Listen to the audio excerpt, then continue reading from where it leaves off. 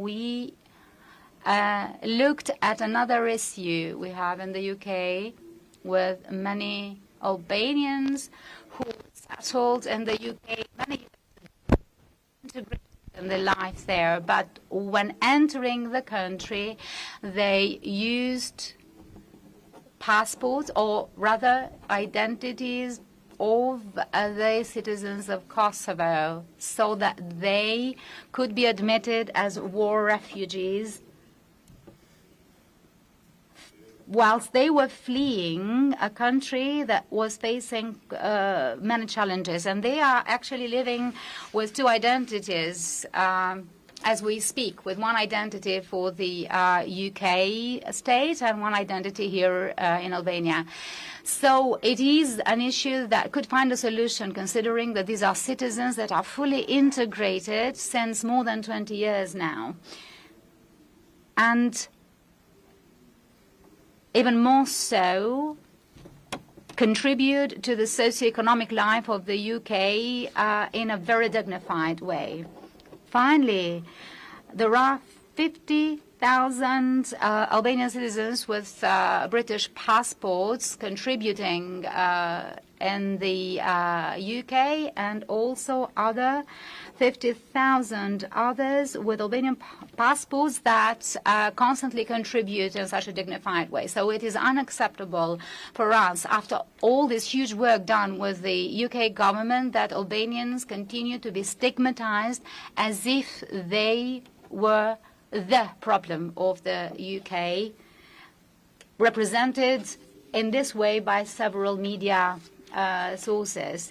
Finally, we spoke with the Prime Minister about the trade exchanges. We have an increase in such exchange compared to previously, with around 27.5%. The total amount of such trade exchange is less than the budget of the Crystal Palace team. So it would be better that we increased it even further. Thank you. Well, thank you very much, Prime Minister Eddie. It is my privilege to be the first British Prime Minister to come here for a bilateral meeting, and I think that is significant and reflects the closeness of the relationship between our two countries. And I'm so pleased that, having discussed this at Blenheim in my first week or so as Prime Minister, we're able to be here together in Albania and to have this bilateral meeting as a prelude to the EPC tomorrow. Congratulations on your election win earlier this week. And it is really significant to be here in Albania to begin what I see as the next chapter of our country's strong relationship, delivering security and growth here in Europe and, of course, in the United Kingdom.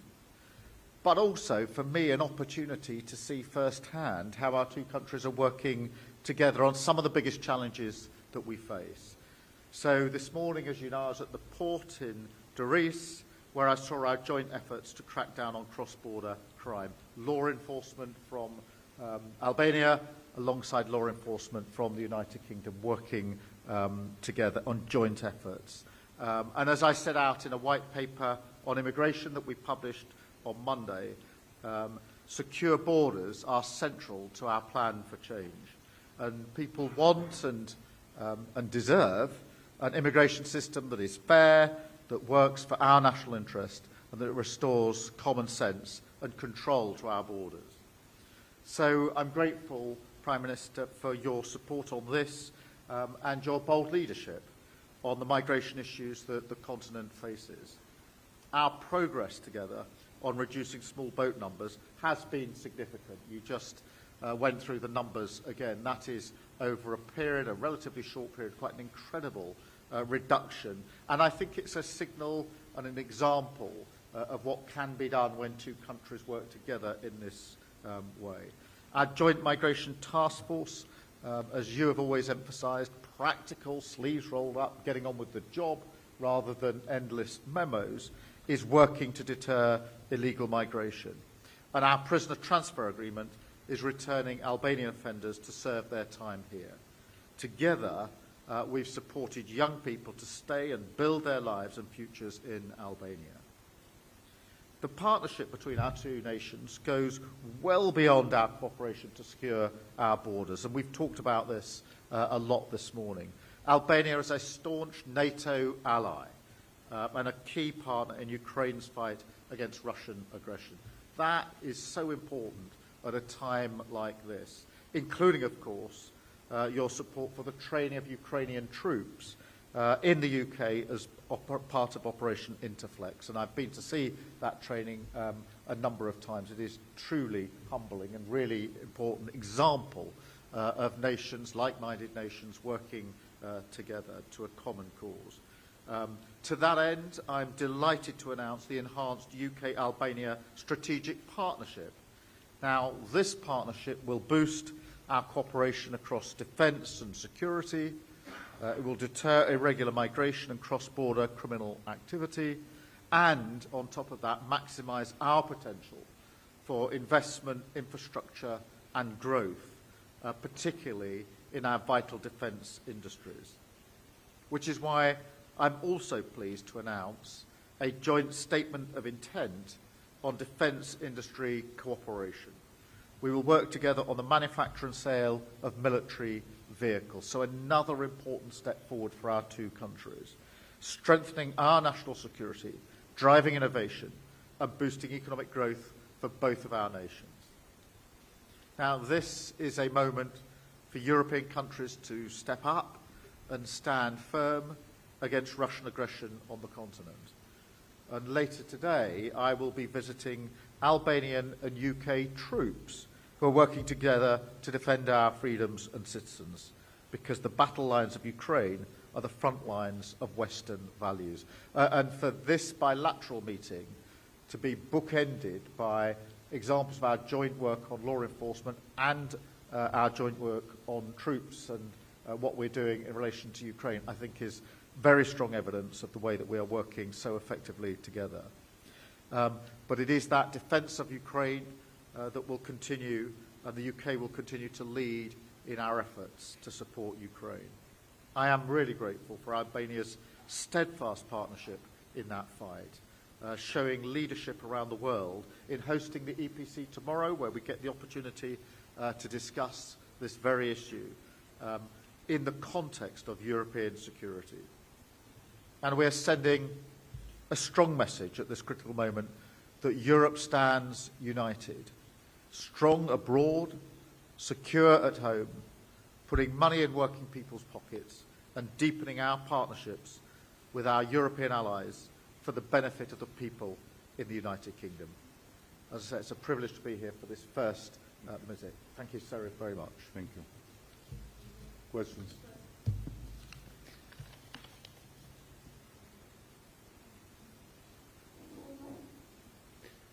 Mohamed Veliu from Top Channel TV. Honourable Prime Minister Starmer, during your meeting with Prime Minister Rama, did you discuss the issue of those who are considered as foreign hub in the UK to give an opportunity to your government to send away the asylum seekers or failed asylum seekers to then return them to the countries of origin? As Prime Minister Rama said, in 2022 we had a figure of 12,000 Albanians arriving in small boats, whereas we have now 94% less, 600 of them illicitly entering the country. Does your government have any plan to increase the number of visa for seasonal workers? Prime Minister Rama, how much will Albania continue to help the UK to have a similar facility to that of Italy when it comes to irregular migrants in the country? The effectiveness of the arrangements we've put in place in the last 2 to 3 years with the Joint Migration Task Force, which has led to that dramatic reduction in numbers, down, as you rightly say, from 12,000, a 94% decrease. And we discussed how that work through the Joint Task Force could now be expanded to other countries in the region, and how we could make it even more effective. We also discussed, coming out of my visit this morning, how we work together on other cross-border criminal activity, and how our teams share not just operations but intelligence. And I think that is where this particular model has been at its most effective.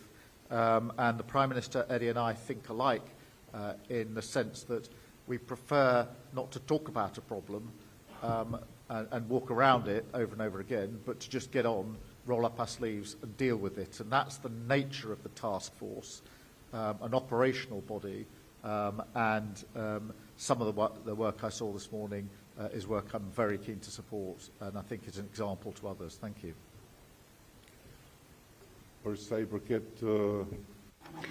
Concerning the question of replicating the model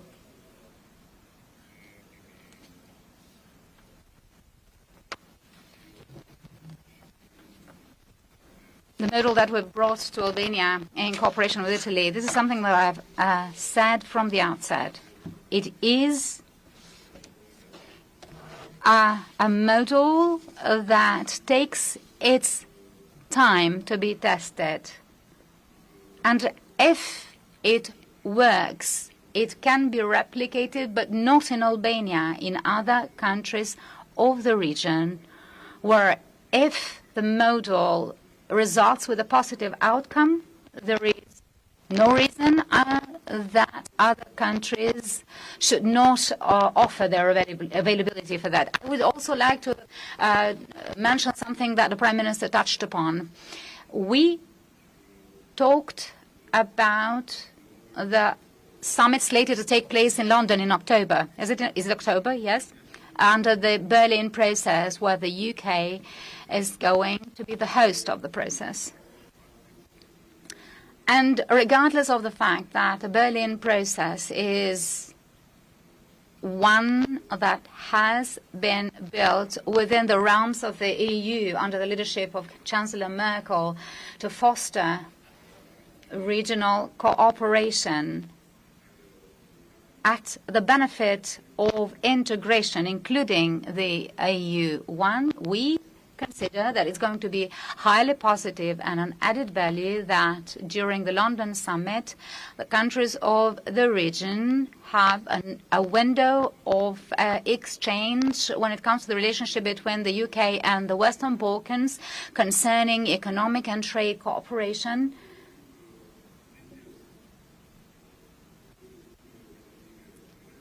To enhance British investments in the region, as well as concerning what the Prime Minister mentioned, that is the extending of this cooperation that we have against the irregular migration and criminal activities across the regional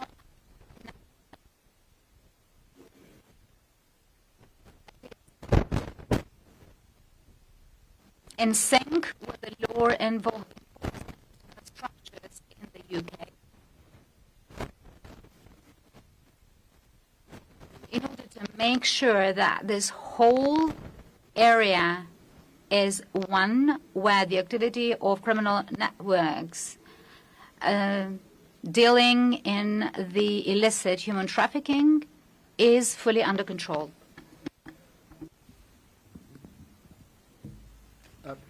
Chris. Christopher Hope, GB News. Prime Minister Eddie Rama, you sound there like you're ruling out hosting an offshore processing centre for the UK, for migrants who arrive illegally in the UK. Is that right? Or are you willing to have this model for the UK to support our attempt at dealing with this illegal migration crisis? And to you, Sir Keir Starmer, you are in talks about return hubs. We've learnt that today with a number of countries. Which countries are you talking to? And when will the first migrants be sent overseas to be processed? And will it see migrant hotels emptying more quickly than currently? Yes, you got it right. I have been very clear since day one when we started this process with Italy that this was a one-off with Italy because of our very special relation, but also because of the geographical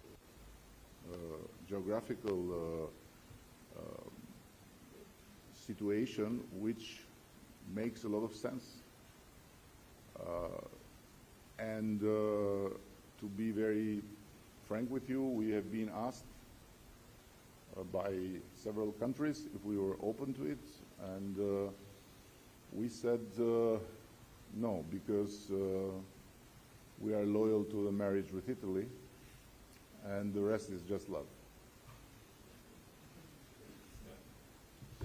Chris, in relation to your question to me, yes, we are in talks with a number of countries about return hubs, and I see them as a really important innovation, and that is consistent with the work that we've done in relation to UK Albania reduction in numbers, the work that we've done on law enforcement arrangements with other countries, the return agreements that we've put in place, the record number of returns, and what I'd like to do is add return hubs to that. We are in those talks, and therefore at the appropriate time I'll be able to give you further details in relation to it. In relation to the asylum hotels, I think it's really important to be absolutely clear as to why we have the problem that we have, and that is because the last government ran an open borders experiment, and on top of that didn't process the claims of asylum seekers, and therefore tens of thousands of asylum seekers in the UK were in limbo because they weren't processed, they couldn't be sent back, or dealt with if their application was successful. They're literally an ever-expanding pool put into hotels at taxpayers' expense. And that is the inheritance, the mess that we have to pick up. The way through that is obviously to do the work that we're doing to stop people coming illegally to the United Kingdom, which is why this summit, the work we've done with Albania and other countries is so vitally important, but also to process the claims so we can return people who shouldn't be in the United Kingdom. And I'm really pleased that we've rolled up our sleeves, got on, and now returned 24,000 people who had no right to be in the United Kingdom. That's the highest number for nearly 10 years, and we'll continue to do so. Thank you.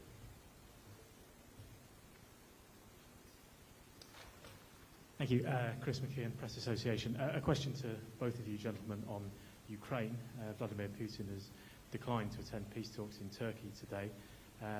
Is there any hope for a ceasefire in Ukraine, and what is your message to Vladimir Putin?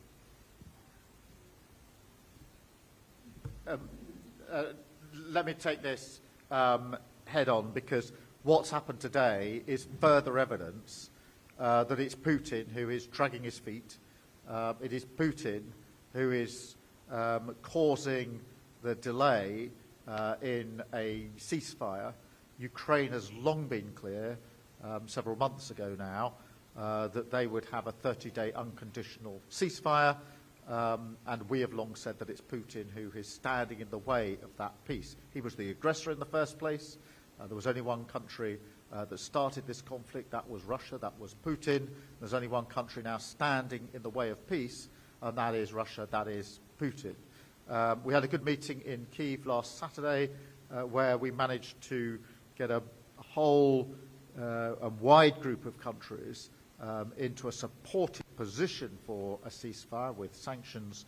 If not, we now have the opportunity tomorrow at the EPC to continue our work to bring about a ceasefire. But for me, this is evidence of the point I've made repeatedly, which is that it's Putin that is dragging his heels. That is why we need all nations to line up together as allies to ensure we get the ceasefire that is so desperately needed, but also to ensure that we have sanctions in place should Putin continue down this path of dragging his heels and not coming to the table for the ceasefire. I would inform you that you are in a country that since the change of the regime from a dictatorship to